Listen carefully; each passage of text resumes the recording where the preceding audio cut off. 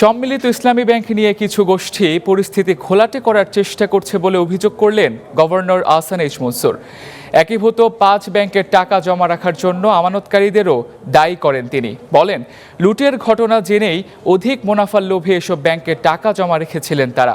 বৃহস্পতিবার বাংলাদেশ ব্যাংকের আয়োজিত সংবাদ সম্মেলনে এসব কথা বলেন গভর্নর।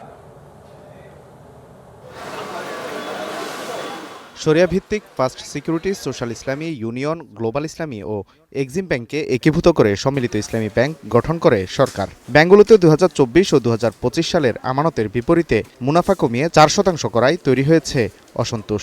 জানিয়ে গেল কয়েক সপ্তাহ ধরেই চলছে প্রতিবাদ, বিক্ষোভ। বৃহস্পতিবার দুপুরে এসব বিষয়ে জরুরি সংবাদ সম্মেলন ডাকেন বাংলাদেশ ব্যাংকের গভর্নর। জানান, কিছু গোষ্ঠীর প্ররোচনা রয়েছে এসব কার্যক্রমে।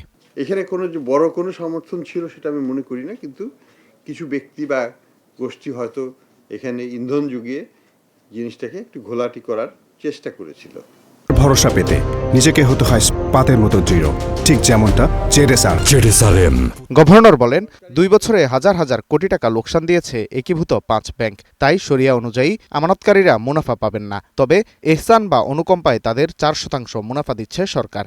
এই প্রেক্ষাপটে ইসলামিক শরিয়া মোতাবেক লভ্যাংশ দেওয়ার কোনো সুযোগ থাকে না। তারপরেও সরকার যেটা দিচ্ছে 4%, সেটাকে বলা হচ্ছে এহসান, অর্থাৎ অনুকম্পা হিসেবে দিচ্ছে সরকার। ব্যাংক লুটের দায় আমানতকারীদের কেন, এ প্রশ্নের জবাবে গভর্নর বলেন, সব তথ্য জেনেই অধিক মুনাফার লোভে এসব ব্যাংকে আমানত রেখেছিলেন তারা। এর দায়ভার এড়ানো যাবে না। আপনারা কি জানতেন না? আমরা কি জানতাম না? ডিপোজিটররা কি জানতো না? সবাই জানতাম। আমরা ইচ্ছা করেই টাকা রেখেছি, যে কারণেই হোক না কেন, প্রতি লোকে মুনাফার আশায় 13% দিয়েছে, 12% দিয়েছে।